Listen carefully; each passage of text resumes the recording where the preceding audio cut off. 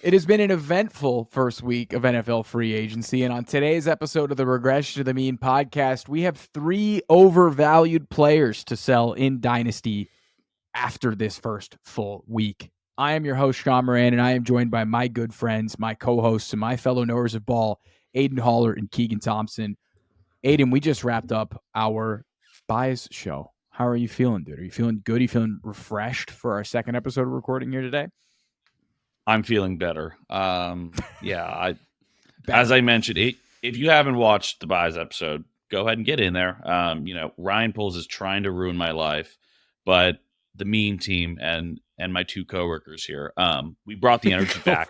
So I'm feeling good here. I'm ready to get into some sells. We are ready to kick some players to the curb and get some value, get some players. So no, I'm excited. I'm feeling better. Thanks, Shaun.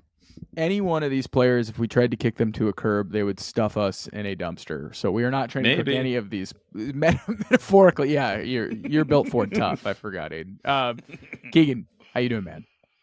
Man, it gets me so fired up when Aidan calls us coworkers. I don't know what it is about it, but it just cracks me up. Yes. In theory, we are coworkers here at the Regression to the Mean Co. So I'm fired up. That buys episode put me in a good mood. I don't know. Might consider running for politics. Oh yeah, everybody's getting into it. Yeah, Aaron Rodgers is getting into it. It's great. He's actually running on a full conspiracy theory ticket. It's gonna be awesome. I have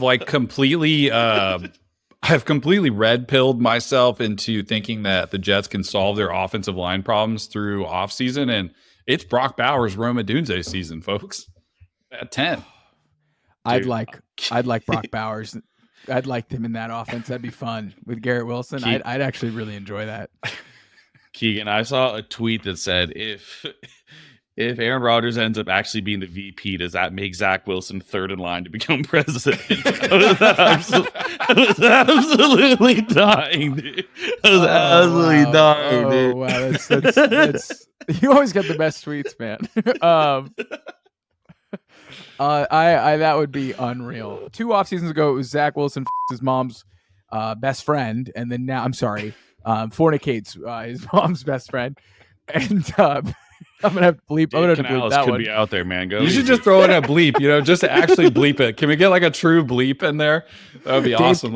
Dave Canales was watching, and then now Aaron Rodgers is gonna run for vice president. So never a dull moment for being a New York Jets fan, and it's not a dull moment if you follow the NFL. A lot has happened since the NFL opened the legal tampering window on Monday, and some of the biggest names in fantasy football have new homes. Yesterday's episode, we discussed 3 players that we think are undervalued, that are worth buying after the first week of free agency. If you haven't had a chance to watch that, it's in our feed. You know what to do. Today's episode, we're going to be focusing on 3 players that we think are overvalued and worth selling in Dynasty. So I'm going to kick things off here, and I'm going to rip the Band-Aid off. And I'm going to sell the best running back of our generation, a running back who now has a new team with the best running quarterback of all time. And that is Derrick Henry. I'm going to be selling Derrick Henry. And first things first, selling Derrick Henry when he's now wearing a Ravens jersey is all-time bad for business move, considering the aesthetic. Just close your eyes. It's Sunday Night Football. Derrick Henry's running onto the field to the Omar whistle. At the M&T Bank Stadium. It's going to be an elite jersey aesthetic for Derrick Henry. So when I see him in Ravens black, I'm gonna feel something. The levels of badass are going to be unprecedented with Derrick Henry. So first things first, I sound like such a nerd and I hate life, but I do know ball. So I'm going to keep going. So second, I think this is a great real life NFL signing. And if you're playing redraft formats, I'm going to be pretty happy to click the draft button on Derrick Henry. I think he's going to be awesome on the Ravens next year. However, when a 30-year-old running back changing teams in free agency climbs 23 spots in the Keep Trade Cut rankings and is now ranked higher than Tyjae Spears, Tony Pollard, Najee Harris, Jalen Warren, Joe Mixon, Alvin Kamara, Brian Robinson, and Zach Charbonnet in Dynasty, it's probably time to take your hat off. Take the hat off, and it might be time to sell. And This is going to be on, Shaun. The hat stays on, but the hat might have to come off because this is a opportunity to sell that I think you're not going to get at the end of next year or in 2 years. And this is going to be a tough one to sell for the Mean team. I get it because the seas are parting, and this is going to be a big year for Derrick Henry, in my humble opinion. For example, last season, Derrick Henry averaged 3.3 yards after contact per carry, which is a measure of if a running back is able to go through first contact and if they're pretty good, right? Usually running backs with high yards after contact are good running backs. He was 8th in the NFL even at age 29. So that's good. What makes this even more impressive is the fact that Henry only averaged 0.9 yards before contact per carry, which was good for 30th worst in the NFL. So he's still a good running back. His offensive line sucked. Now he's going to the Ravens, and over the past 3 years, the Ravens have averaged 1.8 yards before contact per carry. Where do you guys want to think that ends up? Where do you think that's ranked? Top 5. It's number 1. So now the best running back over the past 5 or 6 years is going to the best run offense, and I get it. It's a great fit, but history tells us that the odds are stacked against the King. Since 2010, there have only been 6 running backs to clear 15 fantasy points per game after their age 30 season. Danny Woodhead, Mark Ingram, when he actually went to the Ravens. Oh my God. Adrian Peterson, There Matt we go. Forte, Raheem There we Mostert, go. and Fred Jackson. Those Gosh, are your 6. that felt a lot better. I love that you started with Danny Woodhead. Yeah, you gotta love it. yeah. You gotta love it. That But got only better. And I think that Derrick Henry is primed to be the 7th. I think he joins that list and scores over 15 fantasy points per game next year. Only one of those came from someone older than 31, and it was Raheem Mostert because he scored 21 rushing touchdowns last year. So the odds of Derrick Henry he scored 21 touchdowns last year. Rushing touchdowns? Christ. Yes. I don't remember being that. Yeah, Time goes it was by a weird fast. year. It was a weird year. I've already forgotten last year too. Don't worry. I think the King's going to be awesome in 2024. And I think he actually could be pretty solid in 2025. But if you've been holding on to Derrick Henry through kind of so-so years where he's been fine in fantasy, borderline RB1, for sure, a high-end RB2, like this is your perfect opportunity to sell. Like it's just a great opportunity to get off an aging running back who's going to be 30. Thank the King for everything he did for your fantasy team. Trade him to a team that's in win now, trying to capitalize on his first year in Baltimore. Like some of these players have equal value to Derrick Henry on keep, trade, cut. George Kittle, Amari Cooper, Xavier Worthy, Cooper Kupp. You can go out there and get a mid to high second round pick. You could flip that into one of these young, promising wide receivers in this draft. I think it's a bit of a no-brainer. But I get it. It's not fun to sell the King, especially when he's going to the Ravens. What are your guys' take on the King? Do you think it's just so dumb? You got to win now, take advantage of his opportunity to score 15 rushing touchdowns in the Gus Edwards role? I feel like just for this is like dumb football brain stuff, but like just for 1 week, maybe 2, I want to feel like the Raven Derrick Henry on my roster, like just for like 1 to 2 weeks. But then I'm comfortable moving on after that.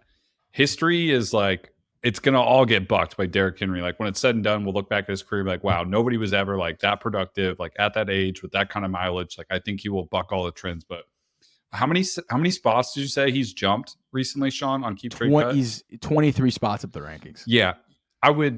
You're never going to get another price like you will for Derrick Henry, because you didn't sell a couple years ago. You missed that window. He had a little bit of a plodding year behind a terrible offensive line, but was still good. And now he has this new fresh look, sick jersey aesthetic. Like just capitalize on it and sell. And I'm totally okay. But just one game on your roster where it says Derrick Henry, BAL, 220 yards, 3 touchdowns, and you're just like, yeah, that was fun, and then you can move on. But I'd want it for 1 week. 230.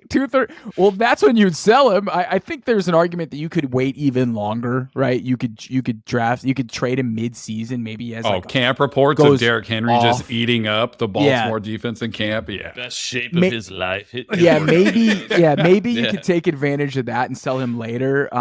But you also run the risk, like, what if the Ravens draft a good running back? I know people are down on this running back draft, but it's like Trey Benson is on the Ravens. And it's like, well, fuck. Like that. Yeah. That takes a little luster off the King. But it's a tough sell. I don't envy anyone making that. And I'm in a win now, a couple leagues. I kind of want to go trade for him. You're telling me like a mid-second gets the job done for Derrick Henry? Like, I'm intrigued. So I think it's a great opportunity for people that are looking to win now and capitalize on their win now windows. I also think it's the best time to trade him. Maybe he gets his value a little bit higher. You're never going to time the top, ladies and gentlemen. I'm sorry, just gentlemen. You're never going to time the top, guys. Sometimes you just need to buy when the value, sell when the value's up. you gotta sell. Like look at it. Unless you are a bona fide contender right now, and you've got like multiple twos to play with in this draft, it's hard to make a case aside from those sick purple and black threads to keep the case to feel alive. That's the case. And, is to feel something. Yeah. Let us know if anyone in your league has traded Derrick Henry, or if you have traded Derrick Henry. Drop that in the comments in this video. We appreciate that. And before we get to our next sell here, another thing, if you are part of the 70% of people that watch this channel but aren't yet subscribed, you know what to do. Like this video, hit that subscribe button, and turn on the notifications to make sure you don't miss any of the offseason content that we are dropping weekly on this channel. And again, if you have trade ideas, ranking questions, just drop them in the comments below. We appreciate it. If you have nice things to say about Keegan's aesthetic, his hair, his mustache, keep doing it. He felt very good about the compliment he was paid. Dude, that guy called me the hello buddy. Week, so thank you. That was incredible. The hello buddy comment is amazing. You don't know who that is? I have no idea, dude. He's just this like really friendly TikToker. Like he's a friendly TikToker who records like in his wood shack, whatever you want to call it, like out in the fields. And he's like watching like old school videos, or he's playing like old school NHL games. He's like cooking with his dog on like a stovetop. It's the best. He just says, well, hello, buddy. Wow. He's the greatest. I'm a massive boomer, so that sounds like a great compliment. So congratulations for that. Hello, buddy. You could put that on your LinkedIn profile. Congratulations, Keegan. Moving on to our next sell. It's actually Mr. Keegan Thompson. This one's going to be a bit of a hot button take. This one's pretty divisive. I'm curious to know why you are selling this young year 2 quarterback after free agency. So in 2 QB dynasty formats, I would rarely advise somebody to sell a young quarterback whose team has also invested significant capital in getting weapons around him. And I would rarely tell you to sell a quarterback who was drafted at the 33rd pick in the NFL draft. But if my hunch is right about Will Levis, there might not be a better time to capitalize on this quarterback's value than now. Currently 24, he'll be 25 once the season begins. I feel like he has one of the bigger question marks on his name among the younger QBs, like high enough draft capital where we have to pay attention, not a first round quarterback. So the expectation is maybe a little bit different, but I know one thing for sure. The Titans have shown us through the free agency addition of Calvin Ridley and Tony Pollard that they want to give him everything he needs to properly evaluate him. They also went out and got DeAndre Hopkins last year. So his journey as a quarterback in the NFL as a starter will continue into 2024. And he'll likely get a chance to start all 17 games for the Titans and be their QB of the future, quote unquote. I won't say that he actually will be, but that's what they're planning to do with this season. The case for Will Levis and to sell him is because you're going to do it before they play a game, before you see Will Levis step into an NFL field again and play another career start at quarterback. Because listen, his first 9 games in the NFL were a roller coaster. His first game, he comes out, there's 4 touchdowns, a lot of big time throws, but hero throws, and throws 4 touchdowns were all like, holy shit, his dynasty value peaks. Then he doesn't throw another touchdown until 3 weeks later. He'd go on to finish the year at 9 games with 8 touchdowns, 4 interceptions, 1,800 yards, about 58% completion percentage, and 7.1 yards per attempt. He also took 28 sacks last year. Oof. His peak value at Dynasty was in November, like kind of around that first game, which is understandable, but it's pretty settled in the offseason. And the players around him, in my mind, are like way more appealing than rostering Will Levis and seeing what's going to happen. And this could bite me in the ass. He could be a very viable quarterback in the NFL, and you get rid of a quarterback in 2 QB formats. But some players around him on keep trade cut: Xavier Worthy, Calvin Ridley, Christian Kirk, who we talked about in our bye episode. Players slightly below him are Chris Godwin, Derrick Henry, who you just sold. So if you're telling me you'll sell Derrick Henry for Will Levis around the same value, I would do that. Tony Pollard's also in there, Luke Musgrave, Dalton Schultz, Josh Downs, and Deontay Johnson, somebody we referenced on our bye episode. So when I think about it, I'm like, wow, 2 quarterbacks, it matters. You want to roster the young guys, but I don't know that his value will get better.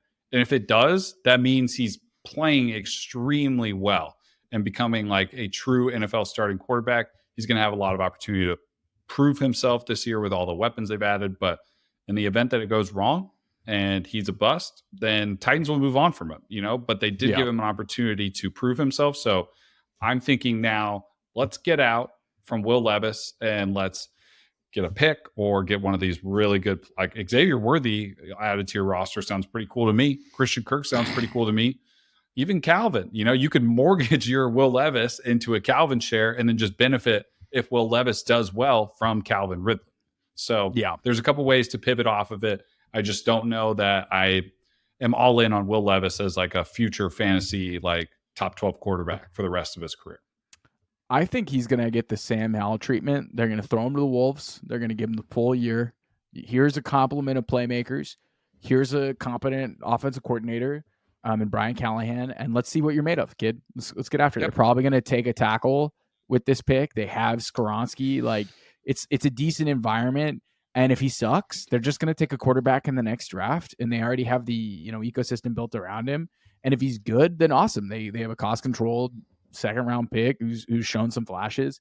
I thought he was much better in fantasy football when he debuted. He scored 26 in his first game, and then he scores 8 points, 5 points, 12 points, 17 points. So it took him 4 weeks to then clear that 26 fantasy points again. It wasn't that great. Aidan, like, do you think Will Levis is a good quarterback? Do you think he has any potential? Like, what are your thoughts? Do you think this is just the perfect sell high? Yeah, I'm probably selling on him. Which is hard. Like, you look at his weapons and you're like, no, like certainly a QB is going to succeed in this offense regardless. You've got Pollard, Ridley, Hopkins, Burks. Like, this is great. A good offensive line, but no, he was awful last year. Sub 60%, sub 60% completion percentage. Like, statistically on PFF, like one of the worst quarterbacks that have played, X percent of their snaps. It was ugly. It's just like just like a worse Jameis Winston. It's just like all over the place. Sam Howell. Yeah, Sam Howell. Like, it's really Sam Howell. Again, dude. like It's you really take insane. away that 4 touchdown like debut that he started with, and over his other 7 starts, he had like 1,500 yards, 4 touchdowns, and 4 interceptions. Like, he was throwing the ball over 30 times a game too. It's not like it was just like run the rock. Like, it was bad quarterback play. So, and then like, I know Keegan mentioned like kind of some other players you could get for him.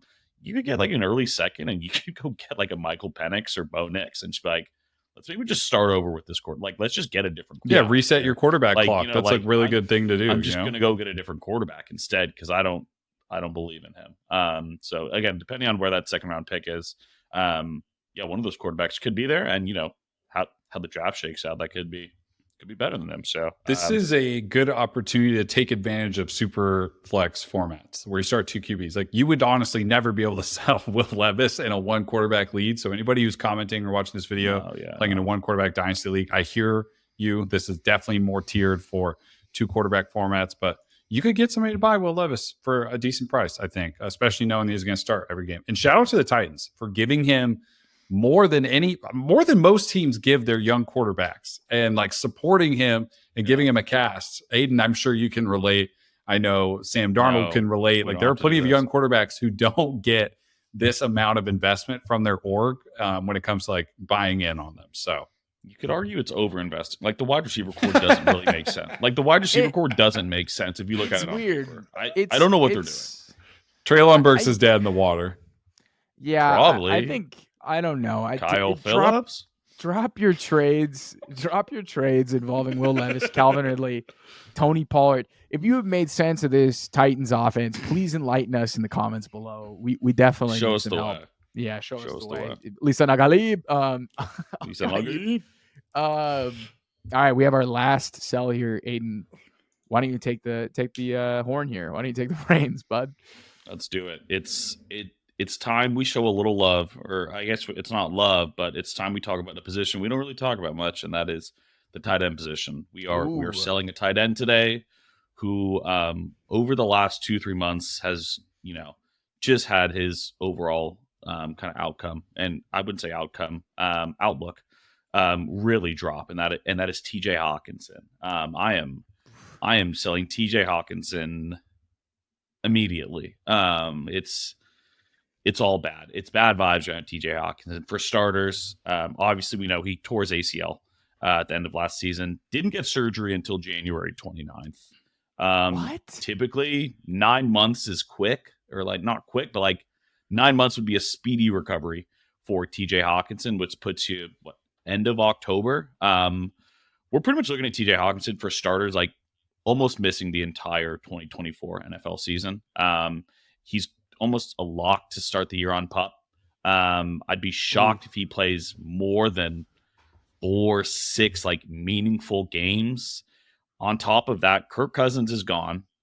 Sam Darnold is the current QB. Probably going to bring in a rookie too. The QB outlook is dark there. Like the entire offensive outlook, it is quite dark. But I'm just focusing on TJ Hockenson, given he's been an awesome fantasy asset, especially once he got to Minnesota. Him and Kirk were amazing together. Guy was, consistently top 5 tight end every week. If you look at him on Keep Trade Cut right now, he's still tight end number 4, which feels a bit high for me. Again, he's only 27. I actually thought he was a bit older. He's going into his 7th season. It's because he looks 36. Yeah, it's like he looks like he's been around longer than he has. But we're looking at like a mid to late first round pick for TJ Hockenson right now, which that feels like if I'm holding TJ, like there's a world where you turn TJ Hockenson into like Brock Bowers. Wow, I'd like to live in that world. That's like a cool world. I think you need some serious buy-in from the other party. Like the other guy wouldn't do it. The other guy wouldn't do it. But Keep Trade Cut said it. Come on. Yeah, exactly. If you can get a late first round pick for TJ Hockenson, like I think you absolutely have to do it. I don't think he's going to play much football this year. Like, so you're losing an entire season for a guy that's ranked tight end 4 right now. Like, dude, he's not very fast to start with, and he just blew up his. I'm like, it's MCL and ACL, multi-ligament tear, and we want the clean tears. I know that sounds terrible to say out loud, but we want just one ligament. If there ever was a tear, if there ever was a tear, just one. The 2 is rough. He probably had to wait because his swelling was so bad, right? Like that's typically why you have to wait. He's not going to really that's play a this nightmare. year. I didn't know he didn't have surgery till January, and I just found out that was a multi-ligament. End of January, dude. It's a disaster with him. I think just the injury alone is worth selling him, but you factor in the fact that Kirk's gone. He did fine without Kirk because Josh Dobbs is just a tight end targeting merchant. He did it with Trey McBride, and he did it with TJ Hockenson. So it's like I think in the infrastructure of the offense, he'd still see targets. The offense just wouldn't be as good. Keegan, I guess my question for you, because this is the Kirk Cousins part of the show that we're addressing, like, do you think TJ Hockenson is most impacted by Kirk's exit? What's your take on Jordan Addison? Do you think this hurts Addison more than Hawk? The only person who's safe from anything here is Justin Jefferson because he's so good. He's quarterback proof, but even his production will dip, right, with lesser quarterback play. I think it's a massive downgrade for everybody in the Vikings offense. Now, if there's anybody who can help Sam Darnold's redemption tour, like stop, it's KOC, I think, but there's no guarantee that Sam actually plays this year. Like he could just be a stopgap for a rookie that they draft this year. And if they do go up and trade up to get a guy, in today's NFL, you don't sit those dudes, right? If they trade up to get somebody like JJ McCarthy, he will not be sitting behind Sam Darnold. He will be playing. So then you have a rookie quarterback who, in Hawkinson's healthy case, I would say that's great for Hawk and JJ because rookie quarterbacks tend to lean on those positions, like tight end positions, as kind of a like safety valve for them, right? But I don't know who their quarterback is. It's already target competition between Jordan Addison and Justin Jefferson. And I think without a quarterback like Kirk, who can go through all of his reads, who can process an entire field, who can distribute the ball to multiple pass catchers, I have no idea how to value somebody like Addison anymore. I mean, before free agency kicked off, Jordan Addison was wide receiver 18 on Keep Trade Cut. He's already down to wide receiver 23. So the market's already adjusting for this. He's also seen his best ball ADP drop about 7.5 spots since the news of Kirk to ATL broke and free agency has kind of come to an end in this first week. So it's tough. It's tough for I love Jordan Addison. I was all over drafting him for a redraft last year, picked him up in like 4 out of 6 leagues. And it's kind of dark for them right now. You need some QB information to come out. Got to see who they draft, but you can't sell them either. I think you can sell Hawk, especially in a tight end premium league, because it's a lesser position with like less elite people within the position. But you don't really have a good shot at selling Jordan Addison right now. Like there's a ton of players around him who will perform I think I'm Sam if not Darnold better. pilled a little bit with KOC. Like I honestly think that Darnold could be pretty okay in that offense. Oh, I'm all getting in. the playmakers. I just want to say, like, my personal thing, I'm all in. Oh, we know. Well, how are they going to overcome the loss to Alexander Madison? I don't know how they do it. I don't know how they get through that for their team. Aaron Jones. That's a good signing.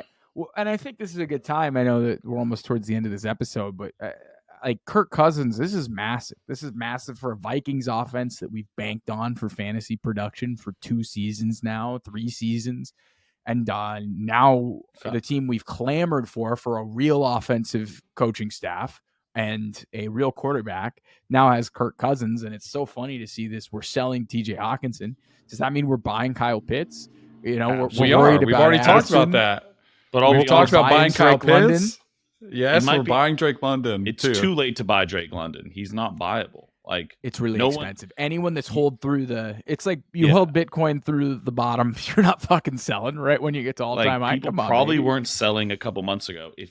Why would you like? You can make an argument for Drake London as like a top 5 like dynasty wide receiver now. You could make one. And if you were subbed I would to listen the channel and had the notifications on, you would have seen the episode where we covered all of the Falcons players as buys because we thought their value was creeping too low. We knew they would have a new quarterback. We knew that it would get better for them. They were buys then. And I don't know if you're going to be able to get in on that. It might be too late.